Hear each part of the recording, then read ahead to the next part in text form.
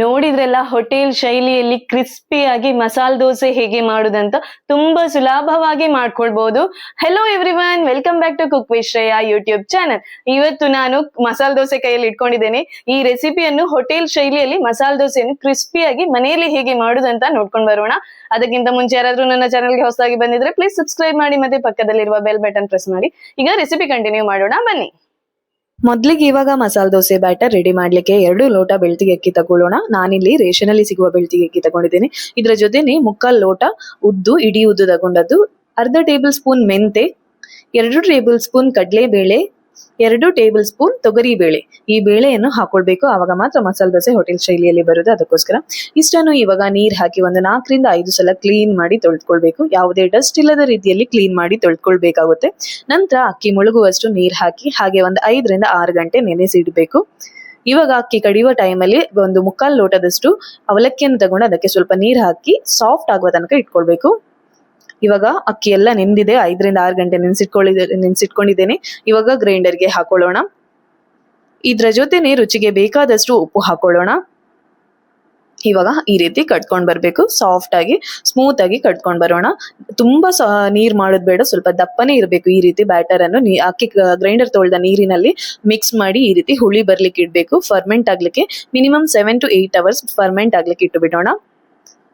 ಇವಾಗ ಬೆಳಿಗ್ಗೆ ದೋಸೆ ಮಾಡುವ ಟೈಮಲ್ಲಿ ಮೊದಲಿಗೆ ಆಲೂಗಡ್ಡೆ ಬಾಜಿ ಮಾಡ್ಕೊಳ್ಳೋಣ. ಪ್ಯಾನಿಗೆ ಎಣ್ಣೆ ಹಾಕೊಂಡು ಇದಕ್ಕೆ ಸ್ವಲ್ಪ ಸಾಸಿವೆ, ಕರಿಬೇವು, 1 ಟೇಬಲ್ ಸ್ಪೂನ್ ಕಡಲೆಬೇಳೆ ಹಾಕೊಂಡು ಸ್ವಲ್ಪ ಫ್ರೈ ಮಾಡ್ಕೊಳ್ಳೋಣ.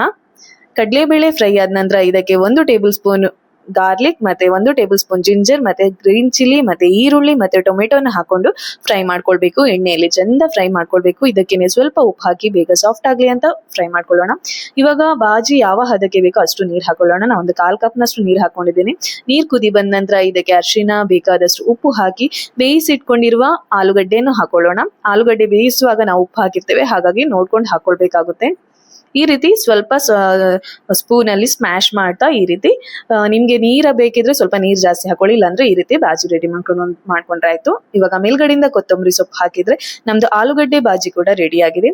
ಇವಾಗ ತೆಂಗಿನಕಾಯಿ ಚಟ್ನಿ ಮಾಡ್ಲಿಕ್ಕೆ ಇಲ್ಲಿ 1 ಇಡೀ ಕಪ್ನಷ್ಟು ತೆಂಗಿನಕಾಯಿ, ಒಂದ್ ಸ್ವಲ್ಪ ಹುಳಿ, ಈರುಳ್ಳಿ, ಬೆಳ್ಳುಳ್ಳಿ, ಶುಂಠಿ, ಹಸಿಮೆಣಸಿನಕಾಯಿ, ಉಪ್ಪು ಮತ್ತೆ ಕೊತ್ತಂಬರಿ ಸೊಪ್ಪು ಹಾಕಿ ಮಿಕ್ಸಿಗೆ ಹಾಕೊಂಡು ಮಿಕ್ಸಿಗೆ ಸ್ವಲ್ಪ ನೀರ್ ಹಾಕೊಂಡು ಈ ರೀತಿ ಚಟ್ನಿ ಕಡ್ಕೊಂಡ್ ಬರ್ಬೇಕು.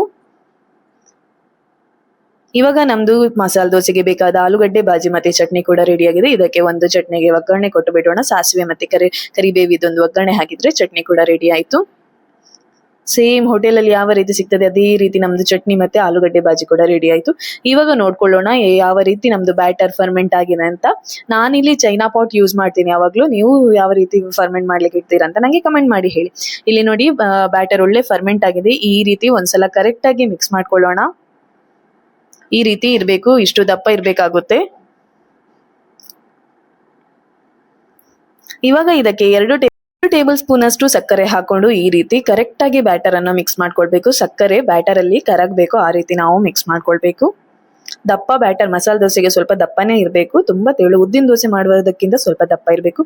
ಇವಾಗ ಕಾವಲಿಗೆ ಸ್ವಲ್ಪ ನೀರನ್ನು ಹಾಕಿ ಈ ರೀತಿ ಕ್ಲೀನ್ ಆದ ಕ್ಲೋತ್ ಅಲ್ಲಿ ಕ್ಲೀನ್ ಮಾಡ್ಕೊಳ್ಬೇಕು. ಇವಾಗ ನಮ್ದು ಮಸಾಲೆ ದೋಸೆ ಬ್ಯಾಟರ್ ರೆಡಿ ಆಗಿದೆ. ಕಾವಲಿ ಕೂಡ ಒಳ್ಳೆ ಕಾದಿರ್ಬೇಕು. ಇವಾಗ 1 ಸ್ಪೂನ್ ಅಷ್ಟು ಫುಲ್ ಸ್ಪೂನ್ ಅಷ್ಟು ಬ್ಯಾಟರ್ ಹಾಕೊಂಡು ಈ ರೀತಿ ಸ್ಪ್ರೆಡ್ ಮಾಡ್ಕೊಳ್ಬೇಕು. ದೊಡ್ಡ ಕಾವಲಿ ಇದ್ರೆ ಇನ್ನೂ ಕೂಡ ದೊಡ್ಡದಾಗುತ್ತೆ. ನಮ್ದು ನಾರ್ಮಲ್ ಆಗಿ ಮನೆಯಲ್ಲೆಲ್ಲ ಇರುವ ಕಾವಲಿಯಲ್ಲಿ ಇಷ್ಟೇ ದೊಡ್ಡದು ಮಾಡ್ಲಿಕ್ಕೆ ಆಗೋದು. ರೆಸ್ಟೋರೆಂಟ್ ಅಲ್ಲಾದ್ರೆ ದೊಡ್ಡ ಕಾವಲಿ ಇರುತ್ತೆ, ಸೊ ದೊಡ್ಡದಾಗಿ ಬರುತ್ತೆ. ಇವಾಗ ನೋಡಿ ಆಲ್ಮೋಸ್ಟ್ ಎಲ್ಲ ಕಡೆ ಸ್ಪ್ರೆಡ್ ಮಾಡಿದ ನಂತರ ಸೈಡಿಗೆ ಮತ್ತೆ ಫುಲ್ ಆಗಿ ಎಣ್ಣೆ ಲಿಡ್ ಮುಚ್ಚಿ ಹಾಗೆ 1-2 ನಿಮಿಷ ಕುಕ್ ಆಗ್ಲಿ. ಮೀಡಿಯಂ ಟು ಹೈ ಫ್ಲೇಮ್ ಇಟ್ಕೊಳ್ಬೇಕು. ಈ ರೀತಿ ಈ ಕಲರ್ ಬರಬೇಕು, ಶುಗರ್ ಹಾಕಿರೋದ್ರಿಂದ ಈ ಕಲರ್ ಬರುತ್ತೆ. ಇವಾಗ ಆಲೂಗಡ್ಡೆ ಬಾಜಿಯನ್ನು ನಾವೇನು ಪ್ರಿಪೇರ್ ಮಾಡಿ ಇಟ್ಕೊಂಡಿದ್ದೇವೆ ಅದನ್ನ ಮಿಡಿಲ್ ಪ್ಲೇಸ್ ಅಲ್ಲಿ ಹಾಕಿ ಈ ರೀತಿ ಫೋಲ್ಡ್ ಮಾಡ್ಕೊಂಡ್ರೆ ಆಯ್ತು. ನೀವು ಬೇಕಿದ್ರೆ ಇದಕ್ಕೆ ರೆಡ್ ಚಟ್ನಿ ಮಾಡ್ಕೊಳ್ತಾರಲ್ಲ ಅದನ್ನ ಹಾಕೊಳ್ಬಹುದು. ನಮ್ಗೆ ನೀಡಿಲ್ಲ, ಅದಕ್ಕೋಸ್ಕರ ನಾನು ಮಾಡಿಲ್ಲ. ಈ ರೀತಿ ಮಾಡಿದ್ರೆ ನಮ್ದು ರೆಸ್ಟೋರೆಂಟ್ ಶೈಲಿಯಲ್ಲಿ ಮಸಾಲೆ ದೋಸೆ ರೆಡಿ ಆಗಿದೆ. ಇಲ್ಲಿ ಇನ್ನೊಂದು ಕೂಡ ತೋರಿಸಿದ್ದೇನೆ. ನಾನು 2 ಕಾವಲಿ ಇಟ್ಕೊಂಡು ಈ ರೀತಿ ಮಾಡ್ಕೊಳ್ತಿದ್ದೇನೆ. ಈ ರೀತಿ ನೋಡಿ ಎಷ್ಟು ಚಂದ ಬಂದಿದೆ ನೋಡಿ, ಕಲರ್ ನೋಡಿ ಯಾವ ರೀತಿ ಬಂದಿದೆ ಅಂತ. ಸೇಮ್ ರೆಸ್ಟೋರೆಂಟ್ ಅಲ್ಲಿ ಯಾವ ರೀತಿ ಸಿಗ್ತದೆ ಅದೇ ರೀತಿ ಬರ್ತದೆ ನಾವು ಮಾಡಿದ್ದು ಮನೆಯಲ್ಲಿ. ನಾನು ಹೇಳಿದ ರೀತಿಯಲ್ಲಿ ನೀವು ಕೂಡ ಇಂಗ್ರೀಡಿಯೆಂಟ್ಸ್ ಹಾಕಿ ಸೇಮ್ ಟು ಸೇಮ್ ರೆಸ್ಟೋರೆಂಟ್ ಅಲ್ಲಿ ಯಾವ ರೀತಿ ಕ್ರಿಸ್ಪಿಯಾಗಿ ಮಸಾಲೆ ದೋಸೆ ರೆಡಿ ಆಗುತ್ತೆ ಅದೇ ರೀತಿ ನಾವು ಮನೆಯಲ್ಲಿ ಕೂಡ ಮಾಡ್ಕೊಳ್ಬಹುದು. ನೋಡಿ ಮಸಾಲೆ ದೋಸೆ ರೆಡಿ. ಇವಾಗ ಇನ್ನೊಂದು ಬ್ಯಾಟರ್ ಅನ್ನು ಹಾಕುವುದನ್ನು ನಾನಿಲ್ಲಿ ತೋರಿಸಿದ್ದೇನೆ. ನೋಡ್ಕೊಳ್ಳಿ ಯಾವ ರೀತಿ ಸ್ಪ್ರೆಡ್ ಮಾಡ್ಬೇಕು ಅಂತ ನೋಡ್ಕೊಳ್ಳಿ. ಮೊದಲಿಗೆ ಕಾವಲಿಗೆ ಎಣ್ಣೆ ಹಚ್ಕೊಳ್ಬೇಕು, ನಂತರ ನೀರ್ ಹಾಕಿ ಕ್ಲೀನ್ ಆದ ಕ್ಲೋತ್ ಅಲ್ಲಿ ಅದನ್ನು ಒರೆಸ್ಕೊಳ್ಬೇಕಾಗುತ್ತೆ. ನಂತರ ಈ ರೀತಿ ಬ್ಯಾಟರ್ ಅನ್ನು ಹಾಕಿ ಸ್ಪ್ರೆಡ್ ಮಾಡ್ಕೊಳ್ಬೇಕು, ಫುಲ್ ಆಗಿ ಸ್ಪ್ರೆಡ್ ಮಾಡ್ಕೊಳ್ಬೇಕು. ನಂತರ ಸೈಡ್ಗೆ ಎಣ್ಣೆ ಹಾಕೊಳ್ಬೇಕಾಗುತ್ತೆ. ಎಣ್ಣೆ ಹಾಕಿ ಲಿಡ್ ಮುಚ್ಚಿ ಹಾಗೆ 2 ರಿಂದ 3 ನಿಮಿಷ ಕುಕ್ ಮಾಡ್ಕೊಳ್ಳೋಣ. ಮೀಡಿಯಂ ಟು ಹೈ ಫ್ಲೇಮ್ ಅಲ್ಲಿ ಕುಕ್ ಮಾಡ್ಕೊಳ್ಳಿ.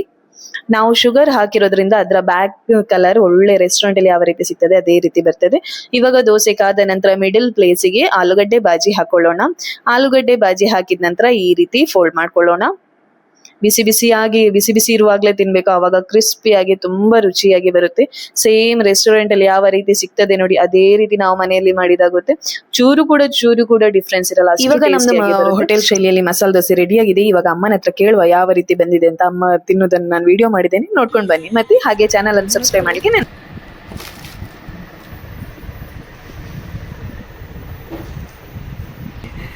ಎಂಚಾದಿಂದಿ ಹೋಟೆಲ್